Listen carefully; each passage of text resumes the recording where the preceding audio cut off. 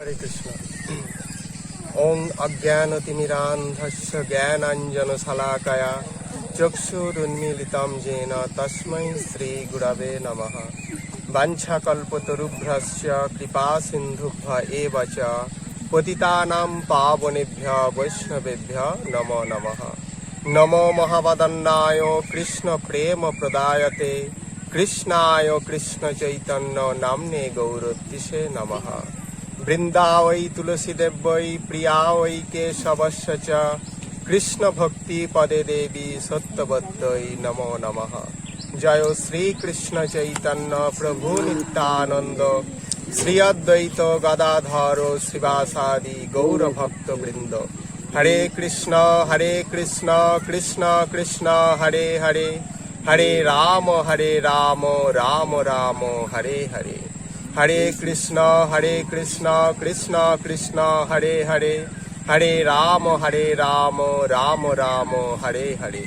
हरे कृष्ण कृष्ण कृष्ण हरे हरे, हरे राम राम राम हरे हरे।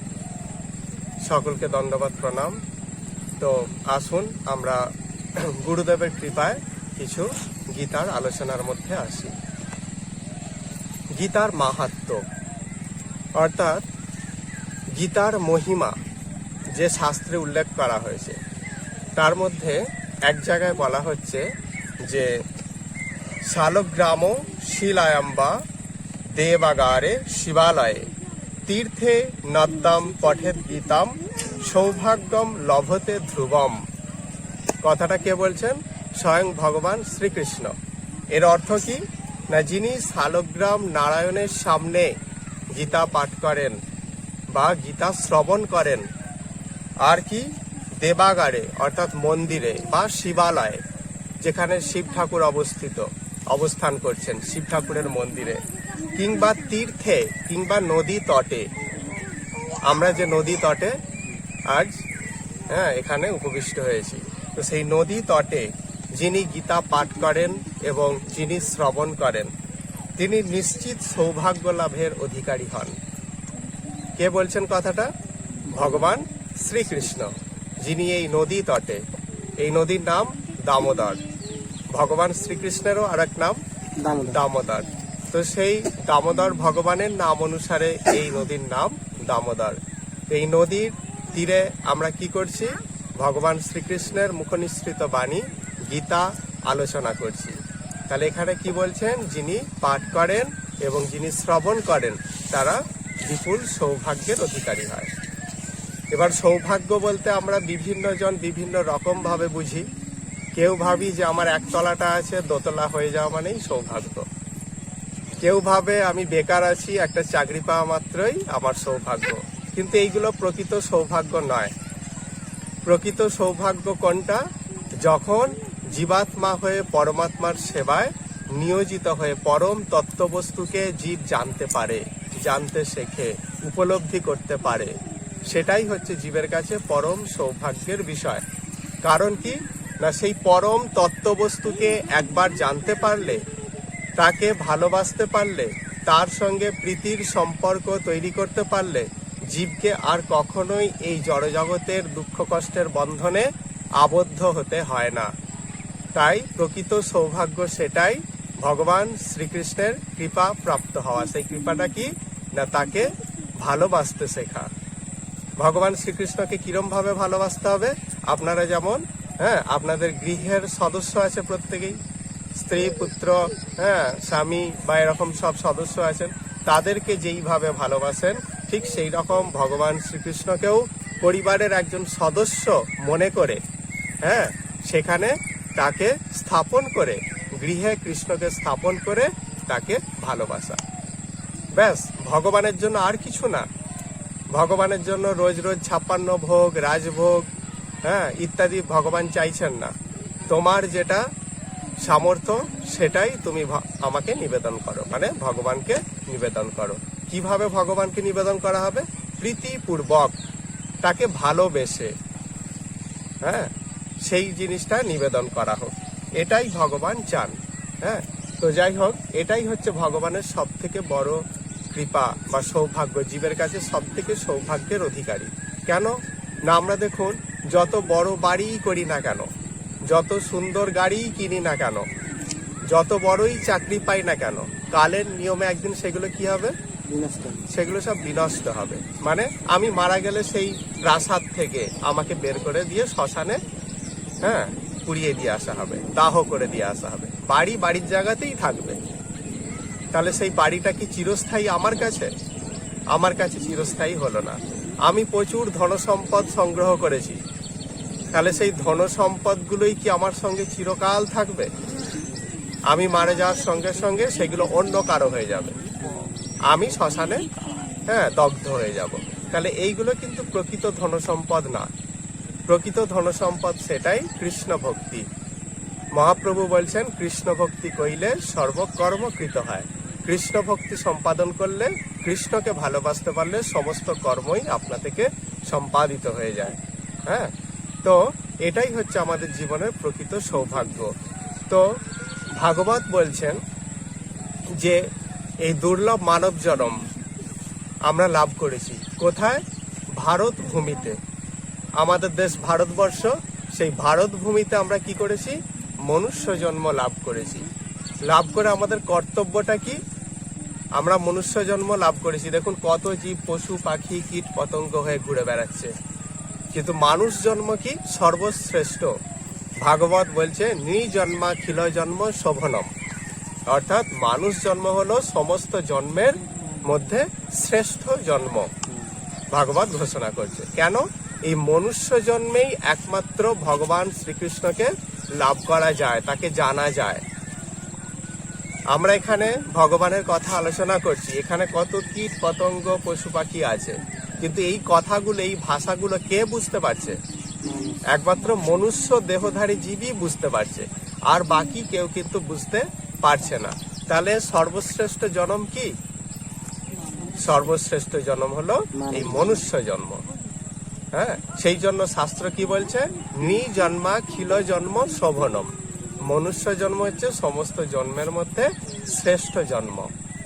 এই মনুষ্য জন্ম দুর্লভ, অতি দুর্লভ, সহজে পাওয়া যায় না। স্বর্গের দেবতারা পর্যন্ত আশা করে যে আমরা ভারত ভূমিতে মনুষ্য জন্ম লাভ করব। সেই জন্য মহাপ্রভু শ্রীকৃষ্ণ চৈতন্য মহাপ্রভু আমাদেরকে শিখিয়ে দিচ্ছেন যে তোমরা ভারত ভূমিতে জন্মগ্রহণ করেছো, শুধু খাবে দাবে ঘুমাবে আর রোজগার করবে, এটাই তোমাদের জীবনের সার্থকতা নয়। কি করবে?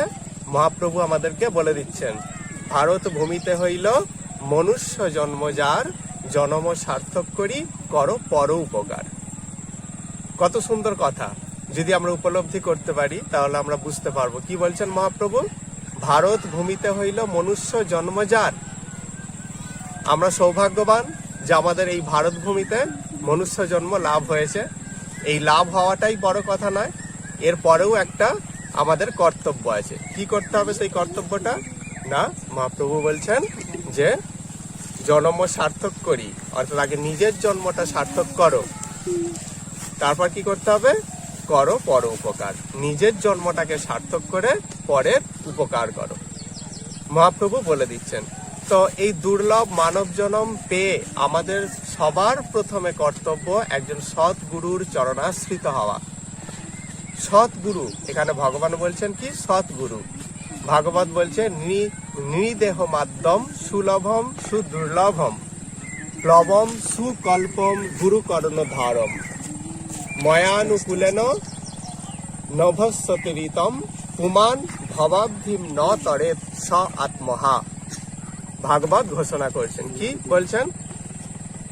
আপাত দৃষ্টিতে মনে হয় এই মানব দেহটা আমরা সহজেই লাভ করে ফেলেছি, সেই জন্য বলছে সুলভম, অর্থাৎ সুলভ মানে সহজেই যা পাওয়া যায়।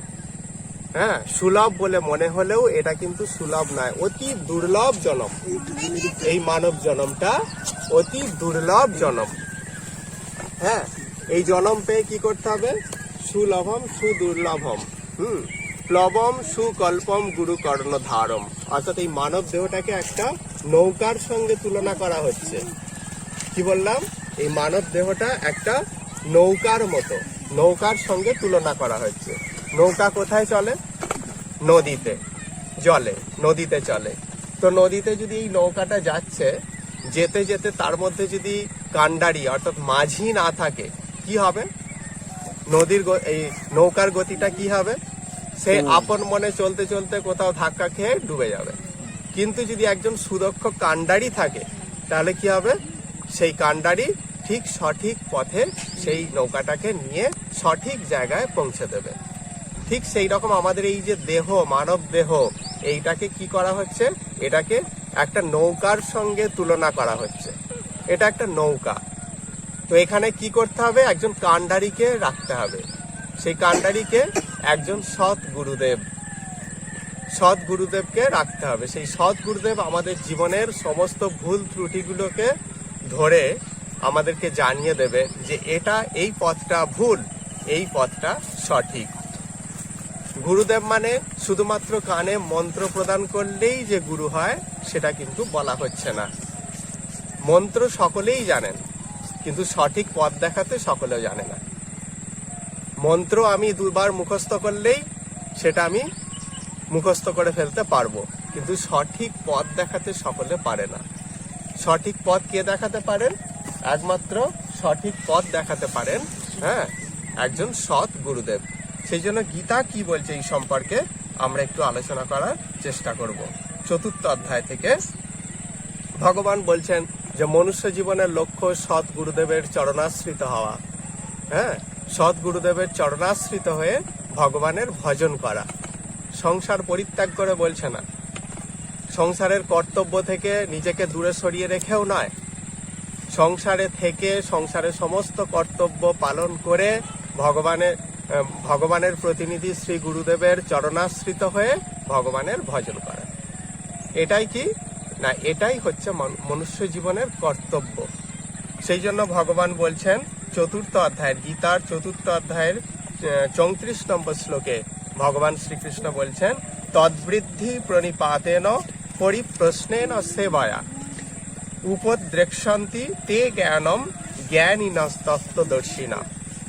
ভগবান শ্রীকৃষ্ণ বলছেন, এর অর্থ ভগবান স্বয়ং বলে দিচ্ছেন যে সৎ গুরুর শরণাগত হয়ে তত্ত্বজ্ঞান লাভ করার চেষ্টা করো। সৎ গুরু, ভগবান কি বলছেন? গুরুর চরণাশ্রিত হয়ে বলছেন না, কি বলছেন? সৎ গুরু। যদি সৎ গুরু থাকে তার বিপরীতে একজন অসৎ গুরু থাকতে পারে। আলো আছে তার বিপরীতে অন্ধকার থাকবে, এটাই স্বাভাবিক। দিন আছে তার বিপরীতে রাত থাকবে, এটাই স্বাভাবিক। তাহলে সৎ গুরুদেব আছেন, তার বিপরীতে একজন অসৎ গুরুদেবও থাকবেন। সেই অসৎ গুরুদেবের উদ্দেশ্য কি? শিষ্যের কাছ থেকে শুধু দান দক্ষিণা নেওয়া। শিষ্যকে গীতা ভাগবতের কথা তারা কখনোই শোনায় না। তারা কেবল কি করে? কানে মন্ত্র দিয়েই তাদের কর্তব্য শেষ, এটাই তারা মনে করে। কিন্তু সৎগুরুদেব কি করেন?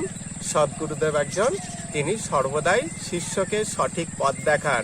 গীতা ভাগবতের কথা, গীতা ভাগবতের পথে চলতে পরামর্শ দেন বা চলার নির্দেশ প্রদান করেন। তিনি হচ্ছেন কি? সৎ গুরুদেব। সেই সৎ গুরুদেবের শরণাগত হতে বলছে।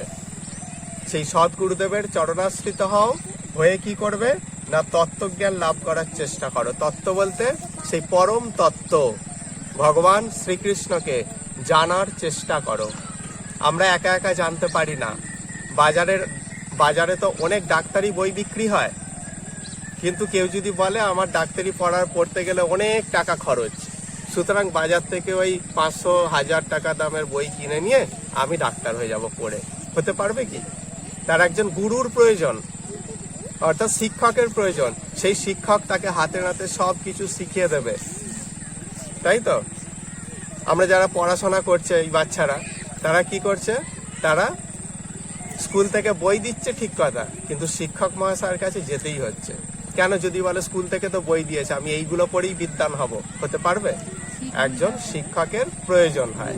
ঠিক সেরকম আধ্যাত্মিক বিদ্যা, আমরা কৃষ্ণের অংশ, কৃষ্ণকে ভালোবাসবো কিভাবে তাকে সন্তুষ্ট করা যায়, কিভাবে তাকে লাভ করা যায়, এই তত্ত্ব কথা কে প্রদান করতে পারেন? একজন সৎ গুরুদেব। তাই সেই সৎ গুরুদেবের চরণাশ্রিত হওয়ার কথা ভগবান এখানে বলছেন। আর কি বলছেন না, সেই তত্ত্বজ্ঞান লাভ করার চেষ্টা করো। আমরা আমাদের সমস্ত জীবনের প্রয়াস কোথায়, কি করে 1 টাকার ধনকে 20 টাকা করতে পারবো। সেই 20 টাকা হলেও আবার প্রচেষ্টা থাকবে সেখান থেকে সেটাকে কিভাবে 50 টাকা করতে পারবো। সেখানেই শেষ নয়, সেটা থেকে 100 করব, সেটা থেকে 1000, 1000 থেকে লাখ, লাখ থেকে কোটি। আমাদের চাওয়ার কোনো শেষ নেই। আমাদের সমস্ত আগ্রহ কোথায়, ওই জড় বিষয়গুলোর প্রতি। কিন্তু এই জড় বিষয়গুলো আমাদের মৃত্যুর সময় আমাদের সঙ্গে যাবে না। কি যাবে, আমরা যে পরম তত্ত্ব জ্ঞান লাভ করতে পারবো একজন সৎ গুরুদেবের চরণাশ্রিত হয়ে, সেইটাই আমাদের সঙ্গে যাবে। কিন্তু আমরা খুব দিন দরিদ্র হয়ে যাই এখানেই, যে আমরা সকলের জন্য করি, পরিবারের সকলের জন্য করি, সংসারের জন্য খাটতে খাটতে খাটতে নিজের জন্যই সংগ্রহ করতে ভুলে যাই। হরে কৃষ্ণ। নিজের জন্য যে সংগ্রহ করব, কি না, দিব্য জ্ঞান আমাদের সংগ্রহ করা প্রয়োজন। কিন্তু সংসারে মুড়ি ভাজা ধান সেদ্ধ করতে করতেই আমরা সমস্ত সময়টা নষ্ট করে ফেলি, আর নিজের জন্য আর কিছু করতে পারি না। এটাই হচ্ছে জীবের দুর্গতির প্রধান কারণ। ভগবান শ্রীকৃষ্ণ এখানে খুব সুন্দরভাবে আমাদেরকে বুঝিয়ে বলে দিচ্ছেন। হ্যাঁ, আর কি বলছেন না, সেই সদ্গুরুর চরণাশ্রিত হয়ে তত্ত্বজ্ঞান লাভ করো বলছেন। আর কি, বিনম্র চিত্তে প্রশ্ন জিজ্ঞাসা করো। আমরা তো সবকিছু জানি না, তাকে জিজ্ঞাসা করো। জিজ্ঞাসাই তো আমাদের জ্ঞানের পরিধিকে বাড়ায়। আমি যত জিজ্ঞাসা করব ততই কিন্তু আমার জ্ঞানের পরিধি বাড়তে থাকবে। যেমন স্কুলে 1 থেকে 100 জন ছাত্র আছে, যে ছেলে প্রথম হয়, দ্বিতীয় হয়, বা 1 থেকে 5-এর মধ্যে র্যাঙ্ক করে, বা 10-এর মধ্যে র্যাঙ্ক করে, সেই ছেলেদের প্রশ্ন বেশি। আর যারা শেষের দিকে 100 রোল, তারা কি করে, তারা শুধু আসে, বেঞ্চ ভর্তি হয়ে বসে থাকে, এইটুকুই। তারা মাস্টার মশাইকে কিছুই জিজ্ঞাসা করে না, তাই তারা জানতেও পারে না সঠিক।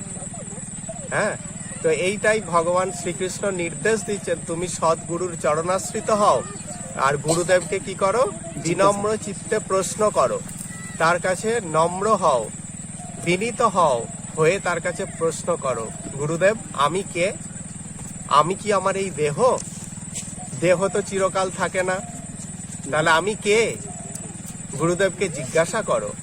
আচ্ছা, ভগবান কে, আচ্ছা গুরুদেব আমার সঙ্গে ভগবানের সম্পর্ক কি, আচ্ছা গুরুদেব ভগবানের প্রতি আমার কর্তব্য কি, এইগুলো কার কাছ থেকে জেনে নিতে হয়, গুরুদেবের কাছ থেকে জেনে নিতে হয়।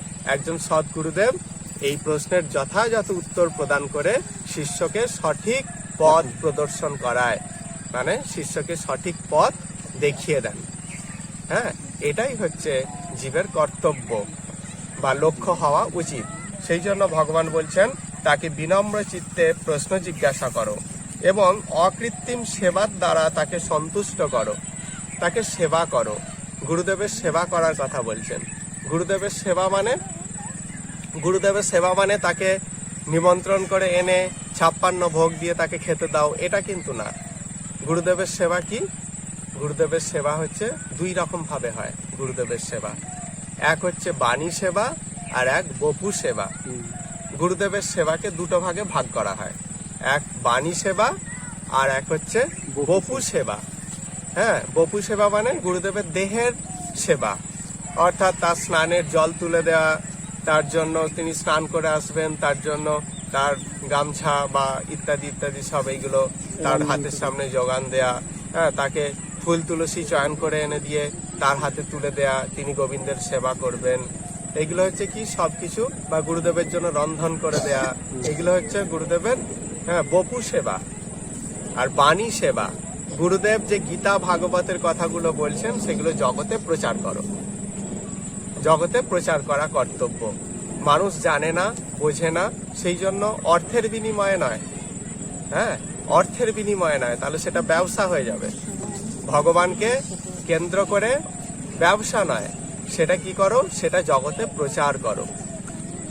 এই কথা কে বলছেন, ভগবান শ্রীকৃষ্ণ বলছেন, বিনম্র চিত্তে তাকে প্রশ্ন করো এবং অকৃত্রিম মানে কপট ভাবে তার সেবা করো না, গুরুদেবকে সেবা করতে পারলে আমার গুরুদেব আমার প্রতি সন্তুষ্ট হবেন, তার গোপন যা কিছু আছে আমাকে দিয়ে দিতে পারেন।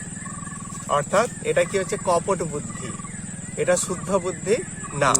এই কপট বুদ্ধির দ্বারা সেবা করতে বলছেন না, নিষ্কপট ভাবে অর্থাৎ অকৃত্রিম ভাবে তার সেবা করো। গুরুদেবের সব থেকে বড় সেবা হলো জগতে এই গীতা ভাগবতের বাণী প্রচার করা। এটাই হচ্ছে সব থেকে বড় গুরুদেবের সেবা। সেইটাই বলছেন যে গুরুদেবকে সেবা করো, সেবার দ্বারা তাকে সন্তুষ্ট করো। গুরুদেব কিসে সন্তুষ্ট হন? যখন তার শিষ্য গীতা ভাগবতের বাণী জগতে প্রচার করবেন, তখন সেই শিষ্যের প্রতি গুরুদেব সন্তুষ্ট হন। তাহলে সেইভাবেই তাকে সন্তুষ্ট করো, এটা ভগবান বলছেন। তাহলে সেই তত্ত্বদ্রষ্টা পুরুষেরা তোমাকে জ্ঞান উপদেশ দেবেন। সেই তত্ত্বদ্রষ্টা পুরুষরা কি করবেন? তোমাকে জ্ঞান প্রদান করবেন। সেই কি জ্ঞান? সেটা দিব্য জ্ঞান। এই জড় জগতের কোনো সাধারণ কোনো জ্ঞান নয় সেটা। এই যে আমরা স্কুলে বা কলেজে যে সমস্ত জ্ঞান অর্জন করি, সেই রকম জড়জাগতিক কোনো জ্ঞান কিন্তু না। এই জ্ঞান কোথায় শেষ হয়ে যায়? আমাদের মৃত্যুর সঙ্গে সঙ্গেই এই জড়জাগতিক জ্ঞান সবকিছু শেষ হয়ে যায়। কিন্তু সেই দিব্য জ্ঞান একবার যদি আমরা প্রাপ্ত হই, তাহলে সেটা জন্মে জন্মে আমাদের চেতনার মধ্যে থেকে যাবে। শুধু তাই নয়, সেই দিব্য জ্ঞানের দ্বারাই আমরা এই জড়জগতের দুঃখ কষ্টের বন্ধন থেকে মুক্ত হয়ে সেই আনন্দময় ভগবত ধামে ফিরে যেতে পারবো। আর কোনো পথ নেই। ভগবান এই জ্ঞান যোগেই ভগবান বলছেন যে তুমি যদি নিজেকে সমস্ত পাপীদের থেকেও শ্রেষ্ঠ পাপী বলে মনে করো, যে আমি না জেনে আগে অনেক কিছু পাপ কর্ম করে ফেলেছি, বলছে ভগবান বলছেন তাতেও তোমার কোনো ভয় নেই, তাতেও কোনো ভয় নেই। তুমি কি করবে না, তুমি এই গীতারূপ তরণীকে আশ্রয় করো। গীতারূপ তরণীকে আশ্রয় করলেই কি হবে? এর দ্বারা তুমি আমার ধাম প্রাপ্ত হতে পারবে। যেমন আমি সাঁতার জানি না, এই নদী পার হব কি করে? আমার খুব চিন্তা। কিন্তু একটা যদি সুন্দর নৌকা থাকে, তাহলে আমার কিন্তু আর পার হওয়ার ভয় থাকবে না। ঠিক সেরকম গীতা হচ্ছে কি না, তরণী বা নৌকার মতো। এই গীতাকে আশ্রয় করে আমরা সংসারে যে যতই পাপকর্ম করে ফেলি না কেন, এই গীতাকে আশ্রয় করার পর সেই পাপকর্ম থেকে বিরত হয়ে আমরা যদি গীতাকে আশ্রয় করি, তাহলে আমাদের আর কোনো ভয় থাকে না। বাল্মীকি মুনিকে আমরা প্রত্যেকেই জানি তো, যিনি রামায়ণ রচনা করেছিলেন, তাই তো? তো তিনি প্রথম জীবনে কে ছিলেন? দস্যু রত্নাকর ছিলেন। এমন কোনো পাপকর্ম নেই, স্ত্রী হত্যা, ব্রহ্ম হত্যা, মানে সমস্ত কিছুই তিনি করেছেন। সমস্ত অপরাধ তিনি করেছেন। তাহলে তিনি কত বড় পাপী! কিন্তু পরবর্তীকালে ভগবান শ্রী রামচন্দ্রের কৃপা লাভ করলেন। কেন? এই দিব্য জ্ঞান প্রাপ্ত হয়ে। তার গুরুদেবের কাছ থেকে প্রাপ্ত হয়েছিলেন। সেই গুরুদেবকে না, শ্রী নারদ মুনি। তার কাছ থেকে এই দিব্য জ্ঞান প্রাপ্ত হয়েছিলেন। প্রাপ্ত হয়ে তিনি এই সংসার সমুদ্র থেকে উত্তীর্ণ হতে পেরেছিলেন। তাহলে আমরা অজ্ঞতার বশে যাই করে ফেলি না কেন, আমাদের কিছু ভয় নেই। যখনই আমরা জানতে পারলাম, তারপর থেকে আমরা যদি সেই সমস্ত পাপ কর্মগুলোকে এড়িয়ে চলি, পাপকর্ম থেকে বিরত হয়ে গীতার আশ্রয় নিই, তাহলে কিন্তু আমাদের জীবনে আর কিছু ভয় থাকে না, কোনো ভয় থাকে না। তার মানে এই নয় যে আমরা কি বলবো, মানে হরি হরিও বলবো, দিনের বেলা হরি হরিও বলবো, আবার রাত্রেবেলা বেগুন চুরিও করবো, সেটা কিন্তু না। বেগুন চুরিটা পরিত্যাগ করে আমরা যদি হরি হরি করি, তাহলে ভগবান অবশ্যই কিন্তু আমাদের কৃপা করবেন। এইটাই ভগবান এখানে বলছেন যে সৎগুরুর চরণাশ্রিত হয়ে কি করো না, তার সঙ্গে পরম তত্ত্ব সম্পর্কে জেনে নাও।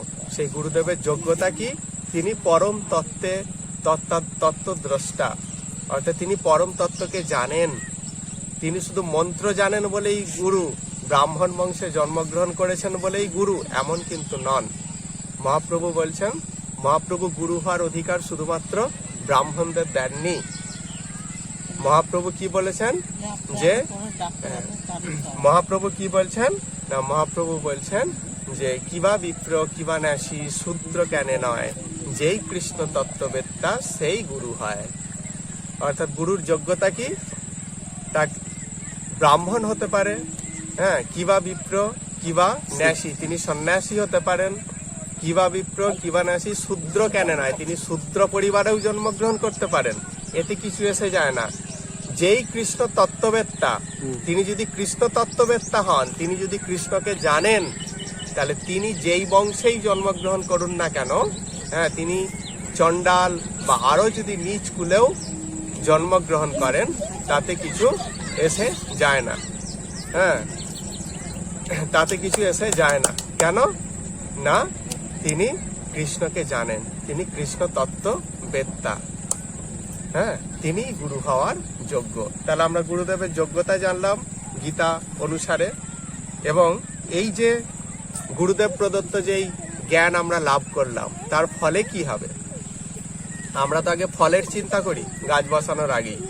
একটা আম গাছ বসানোর আগেই আমরা যখন দোকান থেকে কিনতে যাই, তখন কি বলি? ভালো আম তো, মিষ্টি হবে তো, গাছটা ভালো জাতের তো। অর্থাৎ ফলের পরিচয় না জেনে আমরা কখনোই কিন্তু কর্ম করতে নারাজ। আগে ফল ভালো কিনা আগে জানি। তাহলে এই যে গুরুদেবের কাছ থেকে তত্ত্ব জ্ঞান আমরা লাভ করলাম, তাহলে এরও তো একটা ফল আছে, সেই ফলটা তো জানা প্রয়োজন। হ্যাঁ, আমরা তো যাতা গাছ এনে বাড়ির উঠানে বসিয়ে দিই না, আগে জানতে চাই যে এই গাছটা থেকে কি ফল হয়, সেই ফলটা সুস্বাদু কিনা। হ্যাঁ, তারপর আমরা গাছটা রোপণ করি। তো ঠিক সেই রকমই ভগবান এখানে বলে দিচ্ছেন, তার পরের শ্লোকে বলছেন কি না, হে পাণ্ডব, এভাবে তত্ত্বজ্ঞান লাভ করে তুমি আর মোহগ্রস্ত হবে না। কেননা এই জ্ঞানের দ্বারা তুমি দর্শন করবে যে সমস্ত জীবই আমার বিভিন্ন অংশ, অর্থাৎ তারা সকলেই আমার এবং তারা আমাতেই অবস্থিত। এই দিব্য জ্ঞান যখন গুরুদেবের কাছ থেকে লাভ হবে, তখন আমরা কি জানতে পারবো? ভগবান এখানে বলে দিচ্ছেন, আমরা আর কখনোই মোহগ্রস্ত হব না। মোহ আমাদের জীবনে থাকবে না। আমাদের জীবনের, এই মানুষের জীবনের একটা চরম শত্রু হলো এই মোহ। আমার শত্রু আমার পাশের বাড়ির লোকটা নয়, আমার শত্রু ওই ব্যক্তিটা নয়, আমার শত্রু আমার মধ্যেই অবস্থান করছে। সেই শত্রুটাকে এখানে ভগবান শিখিয়ে দিচ্ছেন, সেই শত্রুটা হচ্ছে মোহ। মোহ মানে মিথ্যা আসক্তি, যে আমার প্রকৃত কাজে লাগতে পারবে না, তার প্রতি স্নেহ মায়া মমতা সমস্ত কিছু, তার প্রতি সমস্ত বিশ্বাস আমরা অর্পণ করে বসে থাকি। হ্যাঁ, কি বলি না, এই যে আমার বংশের একমাত্র প্রদীপ, এর প্রতি আমাদের যত আসক্তি। কেন না, এ আমার বংশের রক্ষক এবং এমনকি আমারও রক্ষক। আমি যখন বৃদ্ধ হব আমাকে দেখবে, ইত্যাদি ইত্যাদি, আমার সেবা করবে। এটা কি সত্যি যে জগতে কেউ এমন আছে যে আমাকে মৃত্যুর হাত থেকে বাঁচাতে পারবে? আমার টাকা পয়সা ধন ঐশ্বর্য বন্ধু বান্ধব বাড়ি গাড়ি, কেউ আছে যে আমাকে মৃত্যুর হাত থেকে রক্ষা করবে? পারবে না। তাহলে আমাদের জীবনের এগুলো সব মিথ্যা আসক্তি। হ্যাঁ, ওই লোকটার সঙ্গে যোগাযোগ করো, ওর সঙ্গে সম্পর্ক রাখো। কেন? ওর অনেক হাত আছে, ও আমার এই সুযোগ করে দিতে পারে। তাহলে সমস্ত আসক্তিটা কোথায় চলে গেল? সেই ব্যক্তিটার প্রতি। কি কেন্দ্রিক? স্বার্থ কেন্দ্রিক। ওর সঙ্গে সম্পর্ক রাখতে পারলে আমার এই স্বার্থটা পূরণ হবে।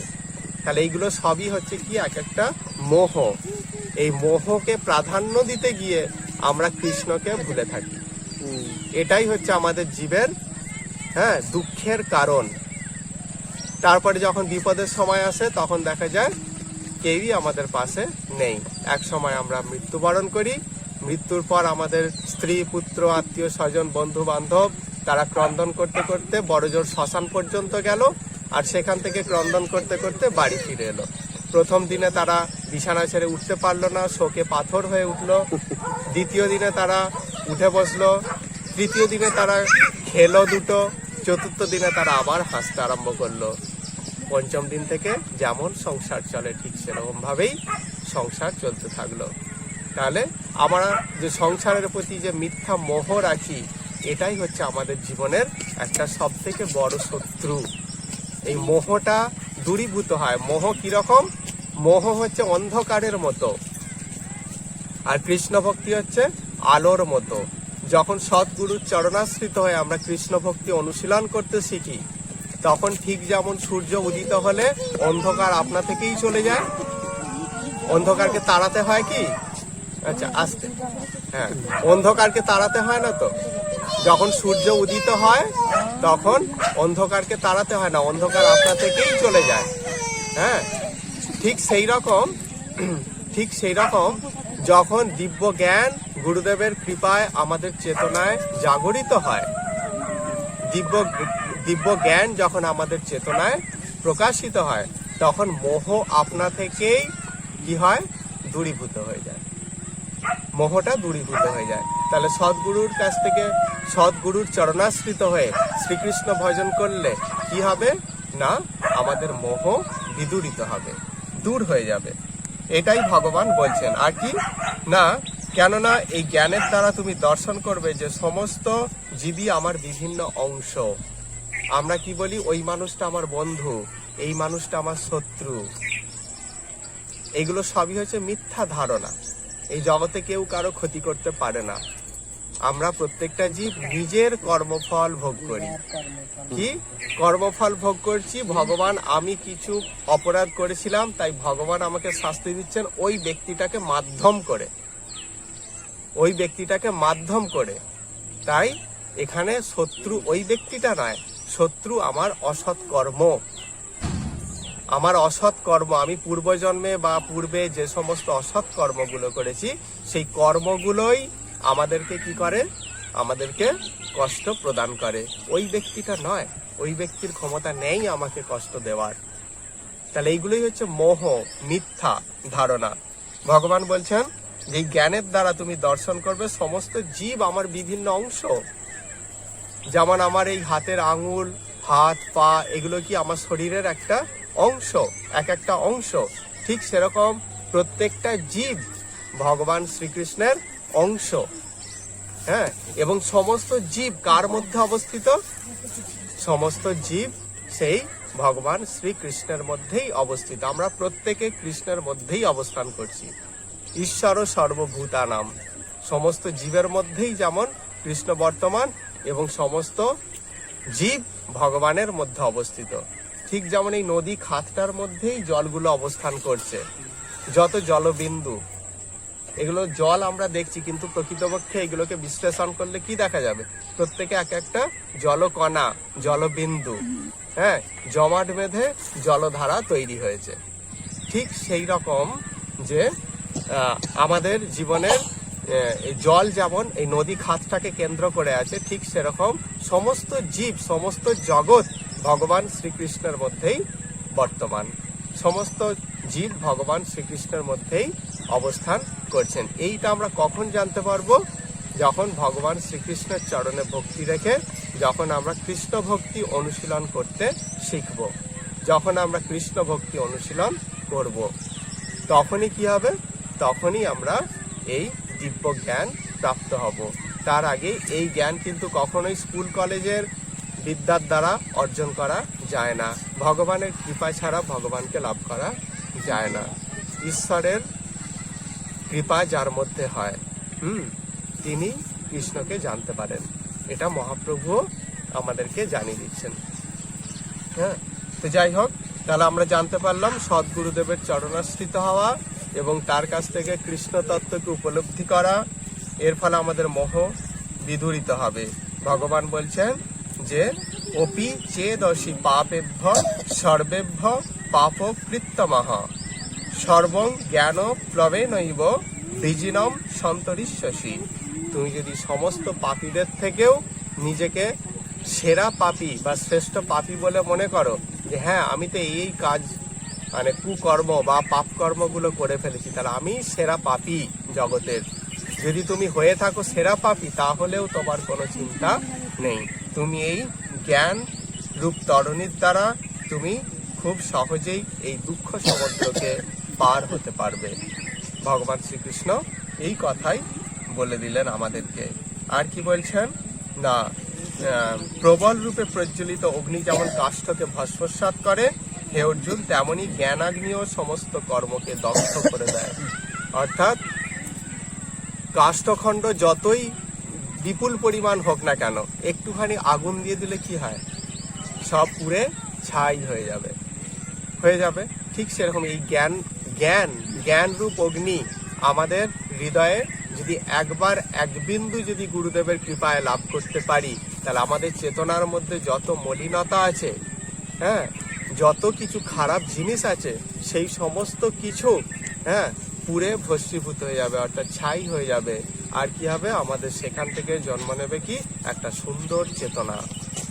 সুন্দর চেতনার দ্বারাই সুন্দর বস্তুকে লাভ করা যায়, তাই তো? কুৎসিত চেতনা বা খারাপ চেতনার দ্বারা কখনোই সেই পরম সুন্দরকে লাভ করা যায় না।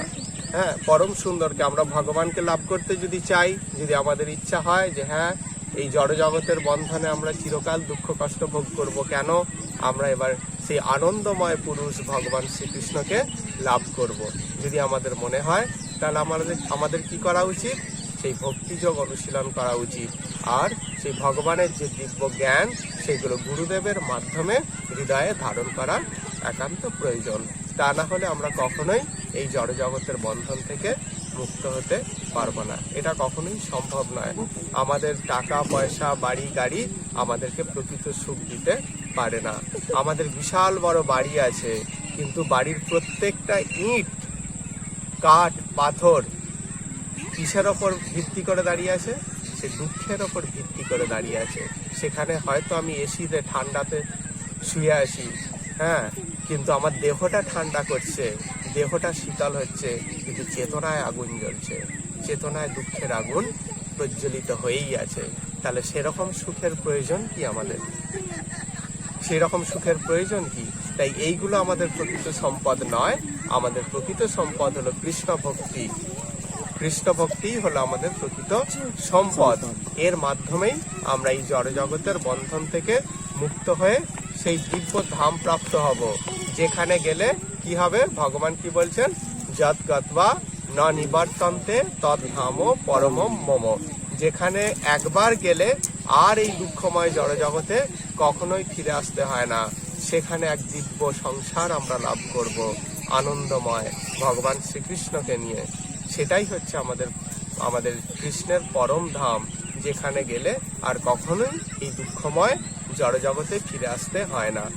হ্যাঁ, তো আমাদের খেয়াল রাখতে হয়, আমরা ভগবানের কাছে সবসময় কামনা করি, ভগবান একটু সুখ দাও, একটু শান্তি দাও, কিন্তু প্রকৃতপক্ষে এই যে জড় জগৎ, এখানে সুখী হওয়ার জায়গা নয়, এটা শান্তি পাওয়ার জায়গা নয়। আপনি নিজে সুন্দর বা শান্তভাবে থাকতে চাইলেও পরিবার পরিস্থিতি আপনাকে অশান্ত করবেই। আপনি সুখ চাইছেন, আপনি কারো ক্ষতি করছেন না, আপনি আপনার মতো থাকতে চাইছেন, কিন্তু আপনাকে কেউ থাকতে দেবে না। পরিবার পরিস্থিতি আপনাকে সেটা দেবে না। সেই সুখটা, সেই আনন্দটা একমাত্র সেই জায়গাতেই পাওয়া যায়। আনন্দময় যে ধাম, অর্থাৎ ভগবান শ্রীকৃষ্ণের যে আনন্দময় ধাম, সেখানেই একমাত্র লাভ করা যায়, আর কোথাও সেই আনন্দ প্রাপ্ত হওয়া যায় না। যা কিছু আমরা আনন্দ বা এগুলো লাভ করি, সেগুলো কি ক্ষণিকের, সেগুলো আনন্দ নেই, শান্তি নেই যে তা নয়, আছে, হ্যাঁ, কিন্তু সেটা ক্ষণিকের সুখ, ক্ষণিকের শান্তি, ক্ষণিকের আনন্দ। কিন্তু চিরস্থায়ী সুখ, চিরস্থায়ী আনন্দ, চিরস্থায়ী শান্তি লাভ করতে গেলে ভগবানের সেবা করতে হবে। ভগবানের সেবা করে তার সেই দিব্য ধাম প্রাপ্ত হতে হবে। হ্যাঁ, এটাই হচ্ছে আমাদের জীবনের কর্তব্য হওয়া উচিত। সেই পরম পুরুষ ভগবান শ্রীকৃষ্ণকে লাভ করাটাই আমাদের একমাত্র লক্ষ্য হওয়া উচিত। তো এটাই গীতা আমাদেরকে জানিয়ে দিচ্ছেন। তো আবার যদি কোনোদিনও সুযোগ পাই, তো আবার আলোচনা হবে পরে। আজকের আলোচনা এখানেই আমরা বিশ্রাম দেবো। হরে কৃষ্ণ। বাঞ্ছা কল্পতরুভ্যশ্চ কৃপা সিন্ধুভ্যেব চ পতিতানাং পাবনেভ্যো বৈষ্ণবেভ্যো নমঃ।